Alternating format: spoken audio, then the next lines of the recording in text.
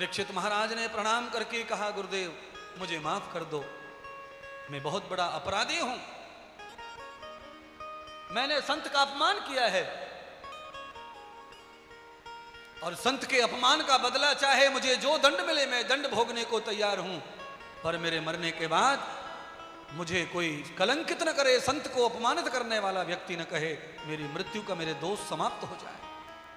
संत का अपमान, संत की आज्ञा तोड़ना मेरे लिए मौत के समान है, इसलिए हे गुरुदेव कृपा करो, मुझे वो मार्ग दिखाओ जिससे मेरे शरीर पर लगा हुआ लांछन दूर हो जाए।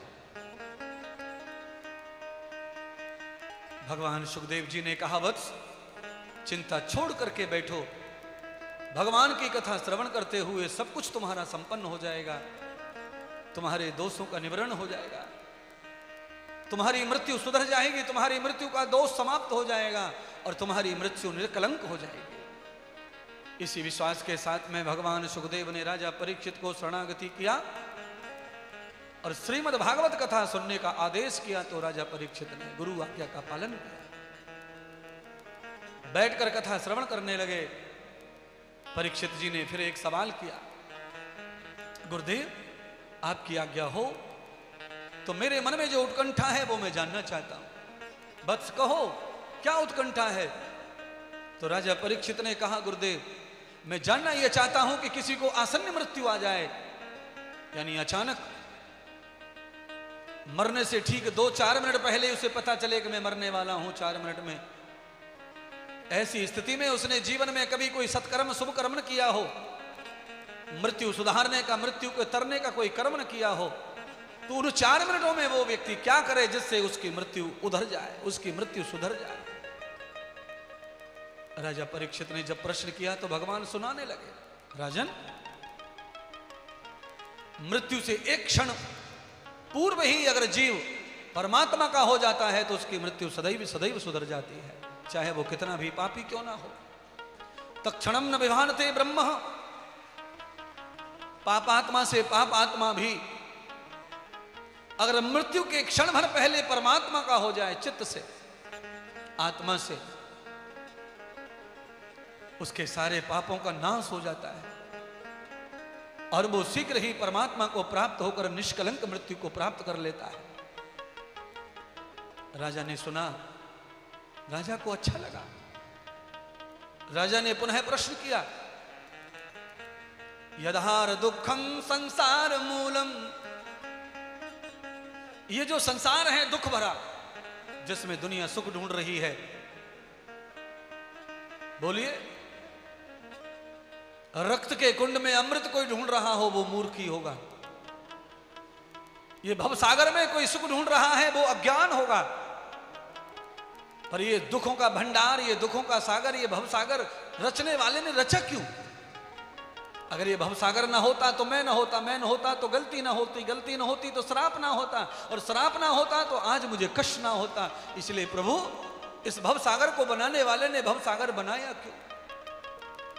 अरे जीव को सुख प्रिय है तो सुखी बनाता, जीव को आनंद प्रिय आनंद बनाता, जीव को कलेश प्रिय नहीं है, जीव को दुख प्रिय नहीं है, जीव को पुण्य प्रिय है तो पुण्य बनाता, पाप बनाया क्यों। सवाल बहुत बढ़िया किया, केवल राजा परीक्षित ने सवाल किया ऐसा नहीं है, ये सृष्टि रचने वाले के ऊपर हजारों लाखों करोड़ों लोग सवाल कर रहे हैं, उठा रहे हैं, लोगों के अलग अलग सवाल है भगवान से।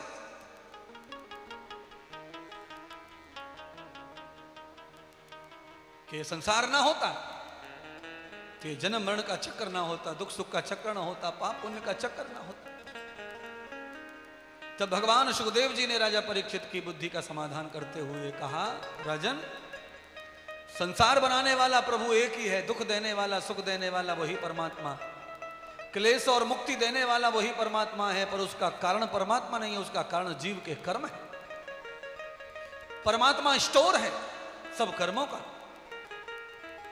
जीव कर्म करते समय स्वतंत्र है, परमात्मा उस समय भी उसके हृदय में आकर के उसे अपराध से पाप से डराते हैं प्रेरणा करते हैं, और जीव माया बस होकर, जीव स्वार्थ बस होकर के अपने दुष्ट कर्म में प्रवृत्त हो जाता है। और जब वो कर्म करता है तो परमात्मा उसके संग संग शक्ति बनकर घूमते हैं। बार बार समझाते ही नहीं मानता है तो कर्म करने के लिए स्वतंत्र छोड़ देते हैं। और जब वो कर्म कर लेता है तो उसका जो भी संस्कार बनता है, परिणाम बनता है, वो परमात्मा के बैंक में जमा हो जाता है, ब्रह्म उसे धारण कर लेते हैं। समय आने पर कर्म का फल देने के लिए, कर्म से मुक्ति देने के लिए ही परमात्मा संसार की रचना करते हैं। धर्म क्षेत्रे कुरुक्षेत्रे, गीता का पहला श्लोक, गीता का पहला श्लोक यही बता रहा है कि ये धर्म क्षेत्र है संसार, ये पूरा ब्रह्मांड कर्म क्षेत्र है। यहां कोई भी व्यक्ति, जीव, मनुष्य बनकर आया है, वो कर्म करने के लिए आया है, और ऐसे कर्म करने आया है कि पिछले जन्म जन्मांतरों के कर्मों का जो भी फल है, पुण्य हो या पाप हो, वो समाप्त हो जाए और मैं परमात्मा के चरणों का दास बनकर उनके शरीर में प्रांत हो जाऊं, मेरी मुक्ति हो जाए। पर ऐसा संभव नहीं हो रहा है, क्योंकि जीव संसार में संस्कारों के बदले आता है और उसी कारण उसी तरह के कर्म करते करते और दलदल में फंसता चला जाता है। उसका ही कारण तुम हो। हे राजन, संसार बनाने वाले ने संसार इसलिए बनाया है कि जीव निवृत्त हो जाए कर्म के फल से, कर्म के बंधन से। क्योंकि मृत्यु लोक ही जन्म लोक है, जन्म लोक ही कर्म लोक है, कर्म लोक ही भोग लोक है, और भोग लोक ही सुख लोक है, दुख लोक है। इसी लोक में आकर के कोई मुक्ति पा रहा है और कोई बंधन में, नरक में जा रहा है। ये लोक खराब नहीं है, व्यक्ति के कर्म और संस्कार के कारण इसी संसार में कोई मुक्त हो रहा है और कोई बंधन में पड़ रहा है। इसी संसार में राम आते हैं कृष्ण बनकर, कृष्ण आते हैं राम बनकर, भगवान नारायण ही बार बार संसार में आते हैं। संसार खराब होता तो भगवान कभी ना आते। इसलिए हे वत्स, संसार तो कल्याण करने के लिए प्रभु ने रचा है। आप कल्पना करो, जैसे मनुष्य घर बनाता है, तो घर मनुष्य क्यों बनाता है? अच्छी तरह नहाने के लिए, अच्छी तरह सोने के लिए, अच्छी तरह रहने के लिए, अतिथि का सम्मान करने के लिए। पर उस घर में अगर कर्म खराब हो जाए, घर में बोतल लेके आ जाए कोई दारू की, तो घर चाहे सोने का क्यों ना बना हो, दारू तो अपना काम करेगी। आपने इटालियन मार्बल लगा करके किचन को सजाया हो, अगर किचन के ऊपर अंडा उबल रहा है, कुकर में सीटी मार रहा है, तो इटालियन मार्बल कुछ नहीं करेगा। तुम्हें तो अंडे का फल भोगना है, कर्म का फल भोगना है।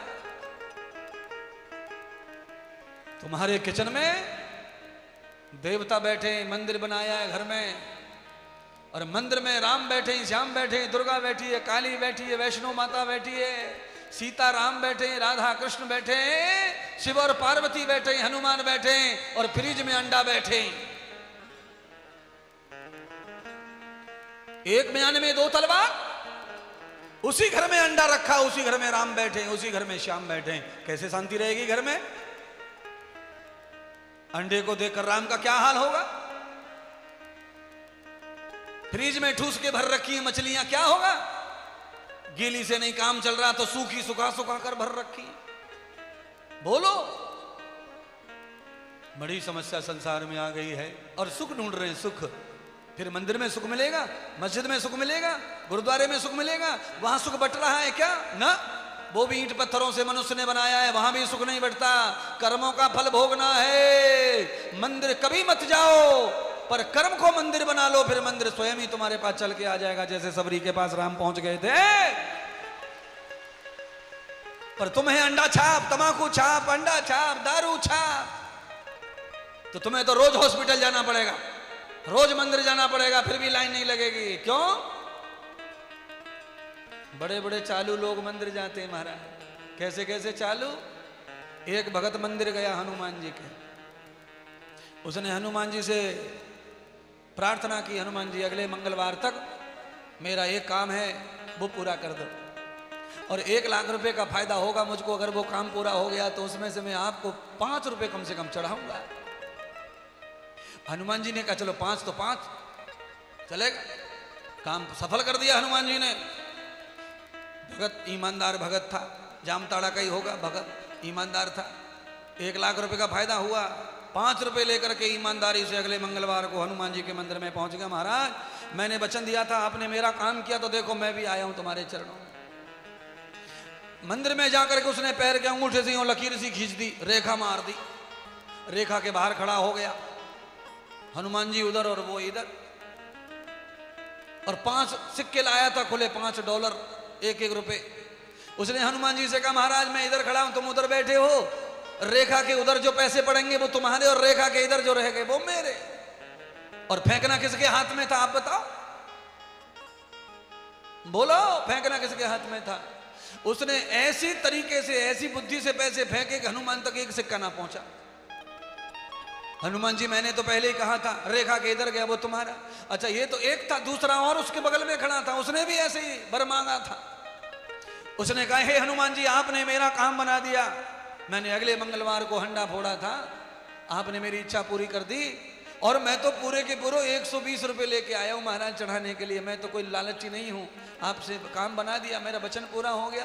पर मैंने महाराज ऐसा सुना है कि लोग कहते हैं ऊपर वाला ऊपर रहता है, तो मैं आपको कहां देखूं समझ में नहीं आ रहा है, इसलिए हे ऊपर वाले। उसने भी वो 100 रुपए मुट्ठी भर के ऊपर को, ऊपर वाले ले ऊपर वाले, और नीचे अपनी चादर बिछा दी। ऊपर जो रह जाए वो तुम्हारा, और नीचे जो आ जाए। तो आप समझ ही गए होंगे ऐसे ईमानदार भक्तों से जामताड़ा भरा हुआ है। काम बनने पर जाते तो हैं मंदिर पर, भगवान को ऊपर वाला, साइड वाला, रेखा वाला बता करके घुमाते रहते हैं, पर कुछ नहीं मिलेगा महाराज, कुछ नहीं मिलेगा। अंत में राजा परीक्षित को भगवान सुखदेव जी ने कहा राजन, संसार भगवान ब्रह्मा ने रचा, दुख सुख ब्रह्मा ने नहीं रचे, दुख सुख जीव का ही परिणाम है। प्रलय के बाद में जब परमात्मा दोबारा संसार करते हैं तो सबके संस्कारों को जीव को पुनः वापस कर देते हैं, और उन्हीं संस्कारों के वापस होने के कारण जीव दुखी और सुखी रहता है। इसलिए हे राजन चिंता करने की कोई जरूरत नहीं है, तुम्हारे कर्मों का जरूर उद्धार होगा। ये सत्कर्म कर रहे हो भागवत का, और भागवती सत्कर्म जो करता है उसके संपूर्ण दुखों का नाश हो जाता है। इसलिए सत्कर्म करो, तुम्हारा कल्याण होगा। तीसरा सवाल राजा परीक्षित ने कहा राजन गुरुदेव कृपा करो, मैं जानना चाहता हूं कि संसार की रचना हुई तो कैसे हुई? तब भगवान सुखदेव कहने लगे संसार में ब्रह्मा जी को वरदान प्राप्त दिया भगवान नारायण ने, नाभि कमल से पैदा करके कमल की डंठल से बाहर आकर के तप किया, और संसार में तप करने के लिए जब संसार तपस्थ हो गया, ब्रह्मा जी पूर्ण हो गए तप करके संसार रचने के लिए, तब ही ब्रह्मा के प्राण वायु से भगवान बराह के नारायण ने अवतार लिया। ब्रह्मा की सृष्टि का पालन करने के लिए भगवान पाताल में चले गए, शूकर का भेष बनाकर आए थे, नाग के बल पर धरती में चले गए, पाताल में चले गए, और वहां जाकर के हिरणाक्ष नाम के दैत्य का वध कर दिया, और वहां से पृथ्वी लाकर ब्रह्मा जी को समर्पित कर दी। और तब ब्रह्मा जी को आदेश किया जाओ अब सृष्टि करो। तब ब्रह्मा ने सृष्टि करते हुए पहले सृष्टि में ब्रह्मा ने अक्षर को जन्म दिया, भगवान ने अकार को जन्म दिया, फिर उकार को जन्म दिया, फिर मकार को। अकार उकार मकान ओमकार, अकार उकार मकार, अक्षर के रूप में तन्मात्राएं पैदा हुई, ऋचाएं मंत्र पैदा हुए, श्रुतियां सूक्त पैदा हुए, और उन्हीं मंत्रों से भाषाओं का जन्म हुआ। तब ब्रह्मा जी ने अमेतनी सृष्टि स्मरण करके ब्रह्मा जी ने 27 मनुओं का अवतार कराया। पहले ऐसा हो जाता था तपस्या के कारण कि आपने जो कल्पना की वो प्राप्त हो जाता था सामने। आजकल भी बंगाल का कुछ जादू वादू कोई लोग करते हैं, तमाशा करने वाले आते हैं, ऐसे जलेबी सी बना देते हैं डिब्बे में, कबूतर बना देते हैं कल्पना से। तो पहले तो विद्याएं, अपार विद्याएं थी महात्मा ब्रह्मा के पास। ब्रह्मा जी ने उस परम विद्या को धारण करके सृष्टि में 27 मनुओं का अवतार कराया, और वो सारे मनु तप करने लग गए। मेरी कथा को समझ रहे होंगे आप, 3 घंटे हो गए। कथा में प्रारंभ में मैंने कहा था थोड़ा सा जोश में आकर के कि अगर सनातन को बचाना है तो पहले अपने बच्चों को तप करना सिखाओ, भजन करना सिखाओ, भगवान के बारे में सिखाओ। ब्रह्मा जी क्या सिखा रहे हैं? ब्रह्मा के पुत्र पैदा हुए और सीधे तप करने चले गए। राम पैदा हुए, सीधे तप करने चले गए गुरु जी के यहाँ। कृष्ण पैदा हुए, लीला करके तप करने चले गए। और जन्म लेकर के थोड़ी सी उम्र में मुझे भी ये सौभाग्य मिला, तो देखो मैं भी कुछ कर रहा हूँ, मैं भी कुछ दिख रहा हूँ, लोग मुझे जान रहे हैं, मुझे पहचान रहे हैं। सिद्धांत पर जियोगे तो आप बलवान बनोगे, योग्य बनोगे, सफल बनोगे, पूजनीय बनोगे और आपका परिचय बनेगा, आप लोगों के काम आओगे। क्या फायदा है मानव बन के जब किसी के काम के नहीं हो? तो बोलो, 4 आदमी में जीवन जी रहे और मर जा रहे हैं, 4 लोगों में जीवन जी रहे हैं और मर जा रहे हैं, 4 लोगों में जी रहे हैं, मर जा रहे हैं, 5वें से संबंध नहीं है तुम्हारा, क्या फायदा है जीकर? यत्रम तत्रम सर्वभूताम यथा घृतेन ब्रह्म। परमात्मा कहते हैं कि ये सारी भूमि गोपाल की है और इस पर रहने वाले सब गोपाल के बालक हैं, हमारे बहन भाई हैं। ऐसा सोचकर हमें पूरी विश्व की सेवा करनी चाहिए। कौन कहता है ऐसा? सनातन कहता है। हमारे सनातन की यही शिक्षा है। सर्वे भवन्त सुखना सर्वे सन्तु निरामया सर्वे भद्राणि पश्यन्तो मां कश्चित् दुख भाग भवे। कोई दुखी ना रहे संसार में, सबका कल्याण हो संसार में। ऐसे ऋषि मुनियों की हम संतान हैं, तो हम कैसे किसी का बुरा सोचेंगे? पर ये दुनिया बहुत बुरी है, दुनिया का जनमानस बुरा है। उनसे लड़ने के लिए तो आपको अस्त्र और शास्त्र दोनों का अध्ययन करना पड़ेगा। केवल बचते बचते घूमेंगे तो कब तक जाएंगे? कुछ लोग इतने बदमाश हैं समाज में, वो अपने मुंह से ही बताते हैं महाराज हमें तो कोई मतलब ही नहीं दुनियादारी से, हमारा तो घर, हमारी तो दुकान, हम तो दुकान जाते हैं महाराज बस और घर आ जाते हैं, कोई लेना देना नहीं किसी से। अच्छा, लेना देना नहीं है तो ये चूरन चटनी वैसे ही बिक रहे हैं तेरे दुकान पे जाकर, चूरन वैसे ग्राहक के बिना बिक जाएगा। इतने बड़े बड़े शोरूम खोल करके धन कमा रहे हो, ये बिना ग्राहक के बिना दुनिया के चलेगा? मतलब नहीं है मैं तो किसी से, तुम्हें मतलब तो है अपने स्वार्थ से, नोट कमाने से। ग्राहक बन के दुनिया आ जाए पर मदद करने के लिए मतलब नहीं है किसी से। सारी दुनिया से संबंध बना के रखो, सारी दुनिया को अपना समझ के रखो, तो विकास होगा, उन्नति होगी। अरे धन बढ़ने से कुछ नहीं हो जाएगा। लाखों लोग चले गए धन छोड़ छोड़ के, हवेलियों में खोदो धन निकल रहा है, सोने के कलश निकल रहे हैं, किलों को खोद लो, कितने कितने तहखानों में सोना भरा है, चांदी भरी है, चले गए, कुछ नहीं गया संग में। कौन लेके जाएगा? कोई नहीं लेके जाएगा। इसलिए दिल खोल के सत्कर्म करो। परमात्मा ने अगर तुम्हें लायक बनाया है, तुम्हारी कमाई अच्छी है, तो मैं तो कहूंगा ये पांडाल हर साल नहीं 6-6 महीने में पढ़े, और मुझसे भी अच्छे अच्छे महात्मा आने चाहिए, मुझसे भी श्रेष्ठ विद्वान आने चाहिए। तुम्हारे पैसे को लक्ष्मी बनाने के लिए, तुम्हारे पैसे को धर्म बनाने के लिए काम करो। पैसा माया बन जाएगा तो तुम्हें लपेट लेगा और सब कुछ खत्म कर देगा जब पैसा माया बन जाता है तो। और पैसा जब लक्ष्मी बन जाता है तो एक गोली खाओ, बीमारी खत्म। यहां लगाओ, सोना पैदा होगा, सोना पैदा होगा, लक्ष्मी लक्ष्मी लक्ष्मी लक्ष्मी। और वही लक्ष्मी जब माया बन जाती है तो लपेट के सब ले जाती है, कुछ नहीं छोड़ती है, न शांति, न सुख, न संवेदना। घर में कोई किसी से अच्छी तरह बोलना नहीं चाहता, बोलो। फोन पर रात भर बोल रहे हैं, घर में नहीं बोल रहे हैं। 11 बजे 12 बजे तक फोन पे बातें हो रही हैं, पर घर में कोई किसी से नहीं बोलना चाहता, रूठे बैठे हैं, सब नाराज बैठे हैं। पापा ऐसा बोलते हैं, मैं नहीं बोलूंगा पापा से। मम्मी हमेशा ऐसा करती हैं, मैं नहीं बोलूंगा मम्मी से। मम्मी ऐसी है, पापा ऐसे हैं। और वो दूसरा वहां दिल्ली में बैठा है, वो कैसा है जो फोन पे बचर बचर बचर बचर बचर बचर बचर बच करता है, वो बहुत अच्छा है। मम्मी बहुत खराब है, पापा बहुत खराब है। जिस पापा की गद्दी पे बैठ के तू सेठगिरी कर रहा है वो खराब, उसका शब्द सहन नहीं होता। उसके घर में रह रहा है, उसके कपड़े पहन रहा है, उसके नाम पे जी रहा है, आधार कार्ड पे उसका नाम लगा के घूम रहा है और उसकी वचन सहन नहीं होते। जिस मम्मी ने दुनिया भर की गंदगी साफ साफ करके बड़ा किया, उसके वचन सहन नहीं होते। और मम्मी जैसी दूसरी आंटी है, आंटी हेलो नमस्ते आंटी, ओहो आंटी नमस्ते। आंटी के घर जाके देख ले, आंटी के छोरा भी ना बोले आंटी से, तू कहां से बोल रहा? अपनी अपनी ढूंढो, अपनी अपनी से बोलो, दूसरों से बोल के कुछ नहीं मिलेगा।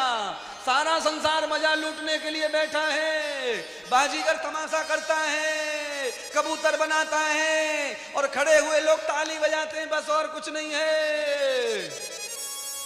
जो भी ठीकरा फूटेगा वो तुम्हारी खोपड़ी पे फूटेगा। ये मोबाइल पे कुछ ना मिलने वाला है। हाँ महाराज सही कह रहे हो महाराज, हर घर की कहानी बता दी महाराज। ए महाराज, महाराज कोई ना बोलता महाराज, मैं बूढ़ी हो गई महाराज। है महाराज, ये है संसार। हाँ सारे मॉडर्न हुए घूम रहे हो और सुख ढूंढ रहे हो। गुरु क्या कह रहे हैं वो समझ में नहीं आ रहा, अपने मन की घुसेड़ रहे हो बीच में। मन की सुनने वाला दुखी रहता है, गुरुदेव की सुनने वाला पूरे परिवार को सुखी कर लेगा और स्वयं भी सुखी हो जाएगा। बोलिए भागवत महापुराण की जय, सुखदेव भगवान की जय, सच्चे दरबार की जय, आज के आनंद की जय हो, यजमान परिवार की जय हो, आयोजक समिति की जय हो, जामताड़ा के भक्तों की जय हो।